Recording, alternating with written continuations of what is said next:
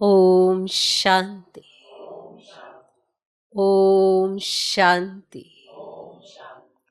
आज की तारीख है 13 अगस्त 2024। साकार महावाक्य। बाबा कहते मीठे बच्चे, योग द्वारा तत्वों को पावन बनाने की सेवा करो। योग द्वारा तत्वों को पावन बनाने की सेवा करो, क्योंकि जब तत्व पावन बनेंगे तब इस सृष्टि पर देवताएं पांव रखेंगे। क्योंकि जब तत्व पावन बनेंगे तब इस सृष्टि पर देवताएं पांव रखेंगे।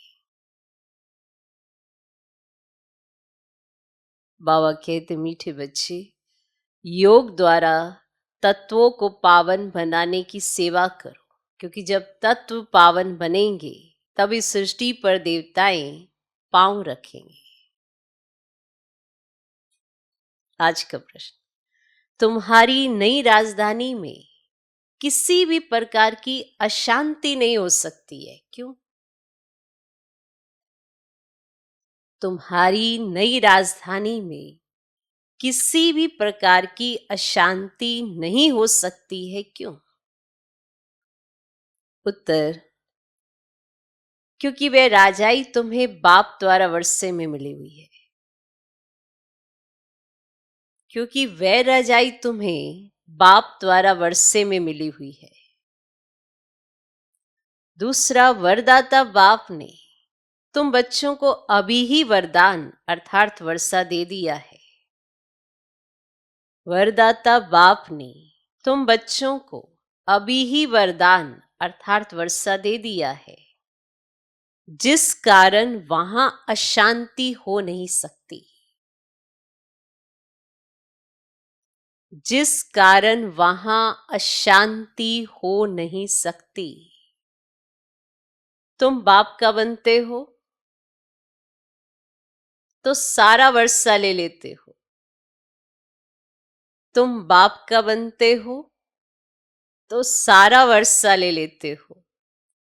तो तुम्हारी नई राजधानी में किसी भी प्रकार की अशांति नहीं हो सकती है, क्यों? उत्तर, क्योंकि वह राजाई तुम्हें बाप द्वारा वर्षे में मिली हुई है।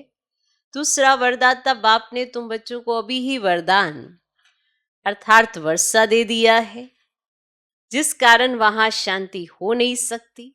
तुम बाप का बनते हो तो सारा वर्षा ही ले लेते हो। ओम शांति। बच्चे तो जानते हैं, जिसके हम बच्चे हैं उनको सच्चा साहिब भी कहते हैं। क्या कहते हैं? सच्चा साहिब भी कहते हैं। इसीलिए आजकल तुम बच्चों को साहिबजादा भी कहते हैं। उनको सच्चा साहिब कहते हैं और तुम बच्चों को साहिबजादे भी कहते हैं।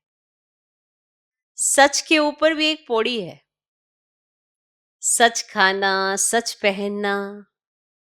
भले ये मनुष्यों की बनाई हुई है, परंतु ये बाप बैठ समझाते हैं। बच्चे जानते हैं ऊंचे ते ऊंचा बाप ही है, जिसकी बहुत महिमा है, जिसको रचयिता भी कहते हैं। पहले पहले है बच्चों की रचना। बाप के बच्चे हैं ना, सब आत्माएं बाप के साथ रहती हैं। उनको कहा जाता है बाप का घर, स्वीट होम। ये कोई होम नहीं, बच्चों को मालूम है वह हमारा स्वीटेस्ट बाप है। स्वीट होम है शांति धाम।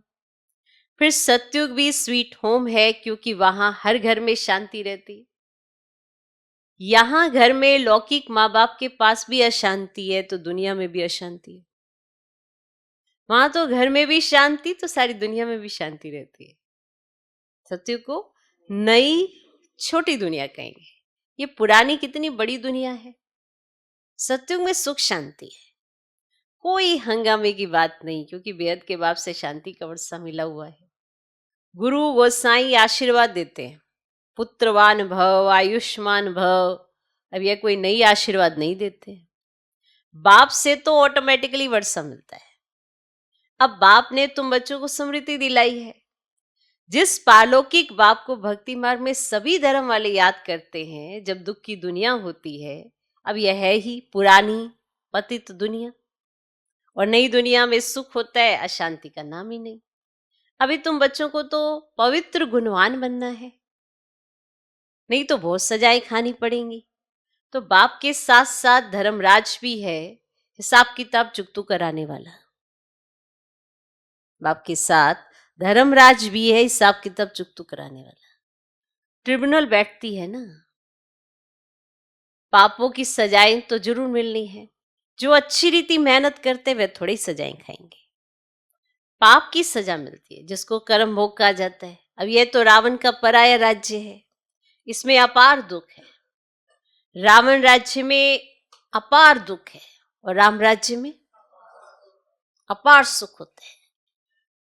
तुम समझाते तो बहुतों को हो, फिर कोई झट समझ जाते हैं और कोई देर से समझते हैं। कम समझते हैं तो समझो इसने भक्ति देरी से की है।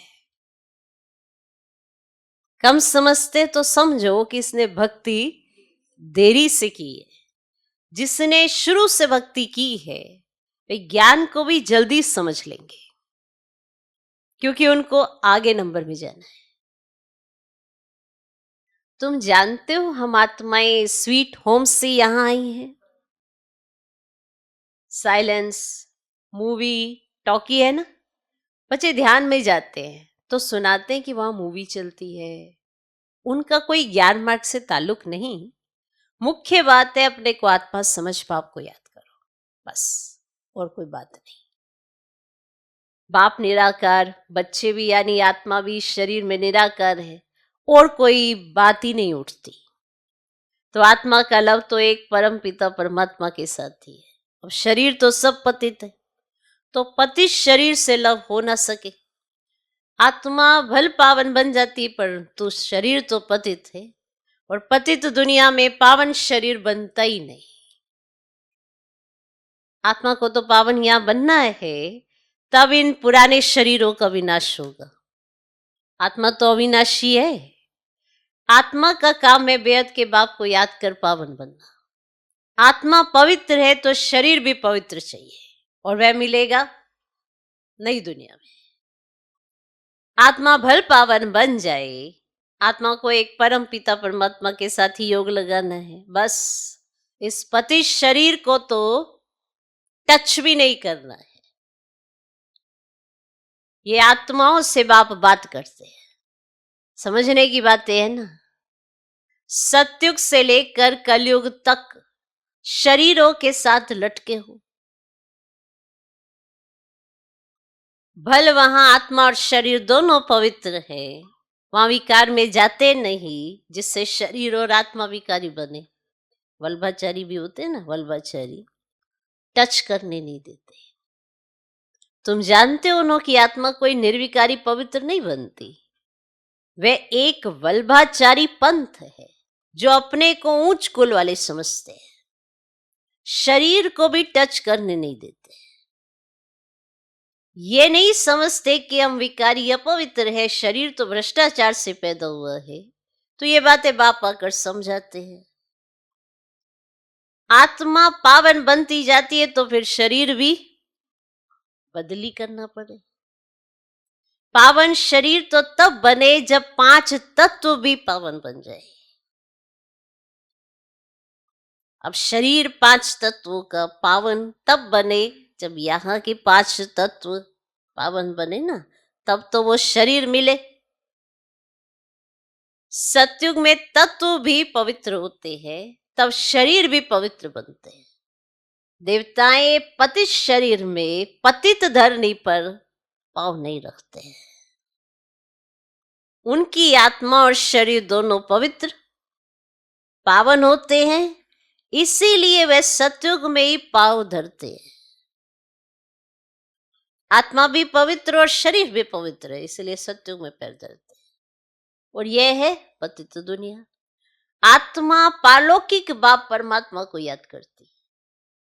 एक है शारीरिक बाप और एक है अशरीरी बाप।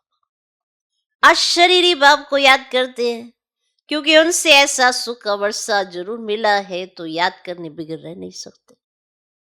भले इस समय तमो प्रधान बने हैं तो भी उस बाप को जरूर याद कर। परंतु ये फिर उल्टी शिक्षा मिलती है कि ईश्वर सर्वव्यापी है। फिर इस बात में भी मूंझ पड़ते कि मनुष्य मनुष्य ही बनता है। तो ये सब भूले बाप आकर समझाते हैं।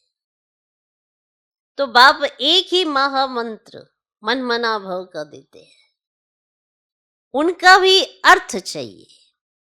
अपने को आत्मा समझ बाप को याद करो, बस यही धुन लगी रहे जिससे तुम पावन बन सकेंगे। देवता ये पवित्र है, अब बाप आकर फिर ऐसा ही पवित्र बनाते हैं फिर से। तो सामने एम ऑब्जेक्ट रख देते हैं। जो बुत मन मूर्ति बनाने वाले होते हैं ना, मनुष्य की सूरत देख झट उनका बुत बना देते हैं, जैसे कि वह जीता जागता सामने बैठा है। अब वे तो जड़ बुत हो जाते हैं। अब यहां बाप तुमको कहते हैं तुमको ऐसा चैतन्य लक्ष्मी नारायण बनना है। कैसे बनेंगे? मनुष्य से देवता तुम इस पढ़ाई और प्योरिटी से बनेंगे। ये स्कूल है ही मनुष्य से देवता बनने का। वे जो बुत आदि बनाते हैं उसको आर्ट कहा जाता है। हूबहू वही शक्ल आदि बनाते हैं, इसमें हूबहू की तो बात ही नहीं। ये तो जड़ चित्र है। वे तो वहां तो तुम नेचुरल चैतन्य बनेंगी ना। 5 तत्वों का चैतन्य शरीर होगा। तो आज तत्वों की सुन रहे हो बात। 5 तत्वों का नेचुरल प्योर ऐसे शरीर होगा। और वे तो जड़ चित्र मनुष्यों का बनाया हुआ है। हूबहू तो हो ना सके क्योंकि देवताओं का फोटो निकल ना सके। ध्यान में बल साक्षात्कार करते हैं परंतु फोटो निकाल ना सके। कहेंगे हमने ऐसा दीदार किया। चित्र तो ना खुद ना कोई और बना सके। खुद ऐसा तब बनेंगे जब आपसे नॉलेज लेकर पूरी करेंगे, तब हूबहू कल पहले मिसल बनेंगे। ये कैसा कुदरती वंडरफुल ड्रामा है। बाप बैठिए कुदरती बातें समझाते हैं और मनुष्य को तो ये बातें ख्याल में भी नहीं रहती है। उन्हों के आगे जाकर माथा टेकते हैं, समझते ये राजी करके गए हैं, परंतु कब ये पता ही नहीं है। फिर कब आएंगे वह क्या करेंगे कुछ पता ही नहीं है। तुम जानते हो सूर्यवंशी चंद्रवंशी जो होकर गए हैं वे हूबहू फिर से बनेंगे जरूर, इस नॉलेज से। वंडर है ना। तो अब बाप समझते ऐसा पुरुषार्थ करने से तुम 100 देवता बनेंगे। तुम 100 देवता बनेंगे। एक्टिविटी वही चलेगी जो सत्युग त्रेता में चली है। कितना वंडरफुल ज्ञान है। यह बुद्धि में ठहरे भी तब जब दिल की सफाई हो। ये ज्ञान बुद्धि में ठहरे भी तब जब दिल की सफाई हो। सबकी बुद्धि में ये बातें ठहर ना सके। मेहनत चाहिए। मेहनत बिगर कोई फल थोड़े ही मिल सकता है। बाप तो पुरुषार्थ कराते रहते हैं। भर ड्रामा अनुसार ही होता है परंतु पुरुषार्थ तो करना होता है। ऐसे थोड़ी बैठ जाएंगे ड्रामा में होगा तो हमसे पुरुषार्थ चलेगा। ऐसे भी जंगली ख्यालात वाले बहुत होते हैं। ये जंगली ख्यालात है ना, जब ड्रामा में होगा हमसे पुरुषार्थ हो जाएगा। तो ऐसे भी जंगली ख्यालात वाले बहुत होते हैं। हमारी तकदीर में होगा तो पुरुषार्थ जरूर चलेगा, ऐसे भी कहने वाले बहुत होते हैं। ये कौन से ख्यालात है? जंगली ख्यालात। इसमें ज्ञान नहीं है, समझ नहीं है, बुद्धिमत्ता नहीं है। तो ये कौन से ख्यालात है? जंगली ख्यालात। कि हमारी तकदीर में होगा तो पुरुषार्थ जरूर। अरे पुरुषार्थ तो तुमको करना है। पुरुषार्थ और प्रारब्ध होती है। मनुष्य पूछते हैं पुरुषार्थ बड़ा या प्रारब्ध बड़ी? अब बड़ी तो प्रारब्ध होती है परंतु पुरुषार्थ को बड़ा रखा जाता है जिससे प्रारब्ध बनती है। हर एक मनुष्य मात्र को पुरुषार्थ से ही तो सब कुछ मिलता है। अब पढ़ाई करोगे, अच्छी रीति पढ़ोगे, ध्यान से परमात्मा की बात सुनोगे, श्रीमत का पालन करोगे तो सफलता नहीं मिलेगी क्या? ऐसा हो ही सकता। तो पुरुषार्थ अच्छा करोगे तो प्रारब्ध तो अच्छी होगी। बिना पुरुषार्थ के कुछ नहीं मिलता। पुरुषार्थ करेंगे तो प्रारब्ध बनेंगे। कोई ऐसे भी पत्थर बुद्धि हो पढ़ते जो उल्टा उठा लेते हैं, समझा जाता है इनकी तकदीर में नहीं है। मना जो पॉइंट सीधी उठानी है उसी को वो उल्टा उठा लेते हैं, तो समझ में आता है इनकी तकदीर में नहीं है, टूट पड़ते हैं। या बच्चों को कितना पुरुषार्थ कराते हैं, रात दिन समझाते रहते हैं। अपने करैक्टर्स जरूर सुधारने हैं, अपने करैक्टर्स जरूर सुधारने हैं।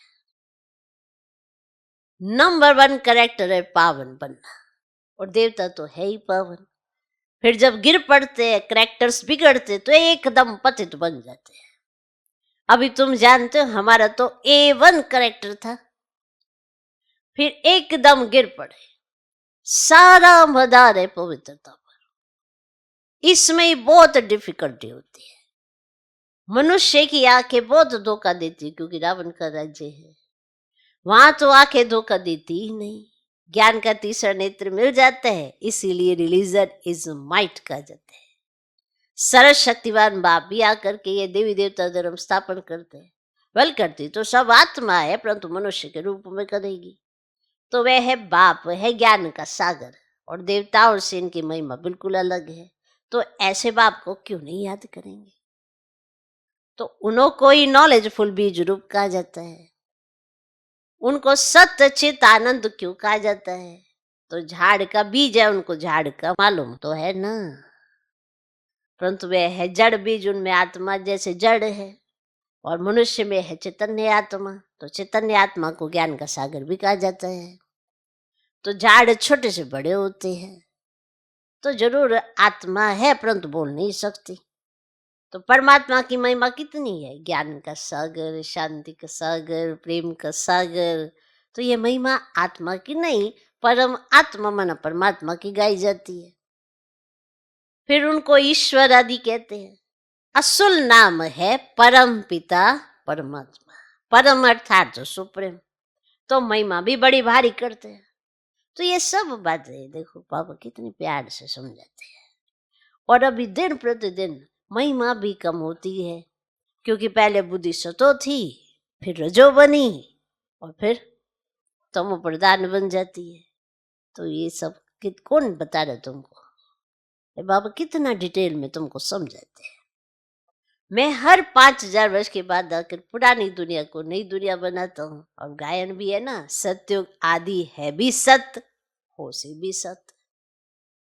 कोई पौड़ी अच्छी बनाई हुई है, क्योंकि वह तो फिर भी इतने पतित नहीं है, और पीछे आने वाले इतने पतित नहीं होते। मैंने कुछ कुछ पॉइंट ऐसे पौड़ियाँ बनाई होती है ना, तो वो बड़ी अच्छी अच्छी बनाई हुई है।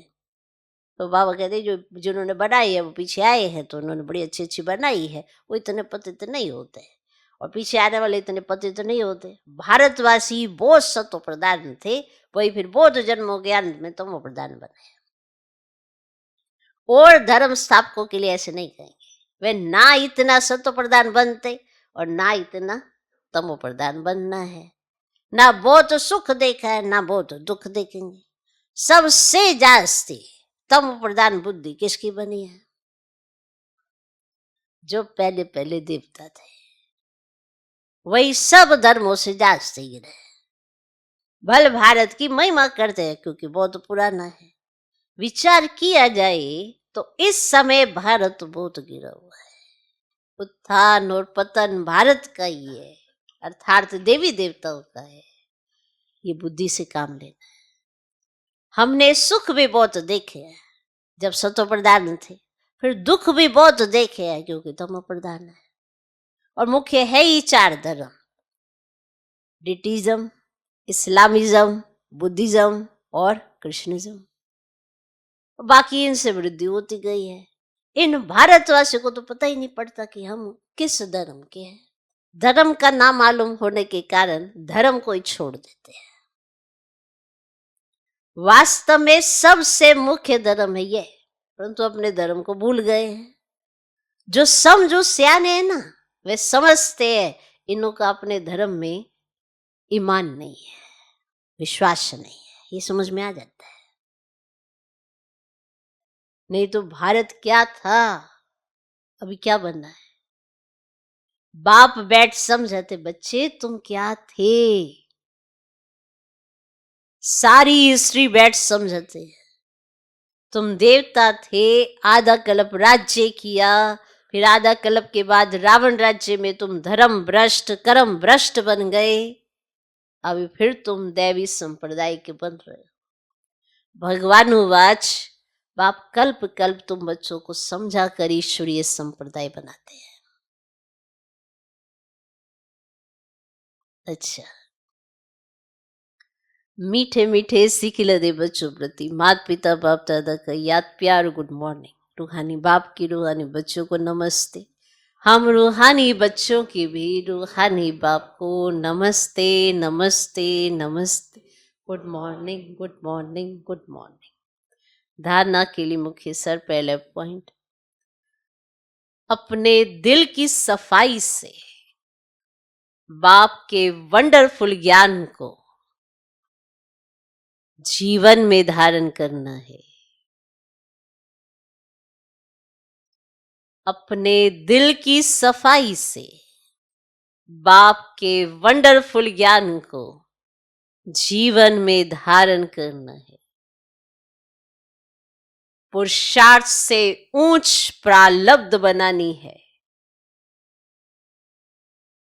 पुरुषार्थ से ऊंच प्रारब्ध बनानी है। ड्रामा कहकर ठहर नहीं जाना है। ड्रामा कहकर ठहर नहीं जाना है। अपने दिल की सफाई से, माना दिल सच्चा साफ, दिल की सफाई से बाप के वंडरफुल ज्ञान को जीवन में धारण करना है। पुरुषार्थ से ऊंच प्रारब्ध बनानी है। ड्रामा कहकर ठहर नहीं जाना है। दूसरा पॉइंट, रावण राज्य में क्रिमिनल आंखों के धोखे से बचने के लिए ज्ञान के तीसरे नेत्र से देखने का अभ्यास करना है। रावण राज्य में क्रिमिनल आंखों के धोखे से बचने के लिए ज्ञान के तीसरे नेत्र से, रावण राज्य में क्रिमिनल आंखों के धोखे से बचने के लिए ज्ञान के तीसरे नेत्र से देखने का अभ्यास करना है। पवित्रता जो नंबर 1 कैरेक्टर है, पवित्रता जो नंबर 1 कैरेक्टर है, उसे ही धारण करना है। पवित्रता जो नंबर 1 कैरेक्टर है, उसे ही धारण करना है। आज का वरदान, ब्राह्मण जन्म की जन्म पत्री को, ब्राह्मण जन्म की जन्म पत्री को जान, सदा खुशी में रहने वाले श्रेष्ठ भाग्यवान भव। ब्राह्मण जन्म की जन्म पत्री को जान, सदा खुशी में रहने वाले श्रेष्ठ भाग्यवान भव। ब्राह्मण जीवन नया जीवन है। ब्राह्मण आदि में देवी देवता हैं और अभी भी के हैं। ब्राह्मणों की जन्म पत्री में तीनों ही काल अच्छे से अच्छा है। जो हुआ वह भी अच्छा, और जो हो रहा है वो और अच्छा, और जो होने वाला है वह बहुत बहुत अच्छा। ब्राह्मण जीवन की जन्म पत्री सदा ही अच्छी है, गारंटी है। तो सदा इसी खुशी में रहो कि स्वयं भाग्य विधाता बाप ने भाग्य की श्रेष्ठ रेखा खींच दी, अपना बना दिया। अपना बना लिया। सोचो सोचो सोचो, तो आपको ब्राह्मण जीवन की कितनी वैल्यू होनी चाहिए। ब्राह्मण जीवन नया जीवन है। ब्राह्मण आदि में देवी देवता है और अभी बीके हैं। ब्राह्मणों की जन्म पत्री में तीनों ही काल अच्छे से अच्छा है। जो हुआ वह भी अच्छा, और जो हो रहा है वो और अच्छा, और जो होने वाला है वह बहुत बहुत अच्छा। ब्राह्मण जीवन की जन्म पत्री सदा ही अच्छी है। कहीं आजकल भी अपनी जन्म पत्रियां दिखाते रहते हैं, या ब्राह्मण हो शूद्र हो, शूद्र पने की जन्म पत्री दिखाओगे तो दुखी ही हो गया होगे। ब्राह्मण जीवन की जन्म पत्री तो भगवान ने देख के खुद बनाई है, बृहस्पति की दशा बिठाई है, तो तुम्हारे जीवन में सब अच्छे से अच्छा है, कुछ भी गलत नहीं है। ब्राह्मण हो ना, ब्रह्मा की संतान हो ना, तो तुम्हारे साथ तो सब अच्छा है। तो ब्राह्मण जीवन की जन्म पत्री सदा ही अच्छी है, गारंटी है। तो सदा इसी खुशी में रहो कि स्वयं भाग्य विधाता बाप ने भाग्य की श्रेष्ठ रेखा खींच दी, अपना बना लिया। आज का श्लोक, एक रस स्थिति का अनुभव करना है।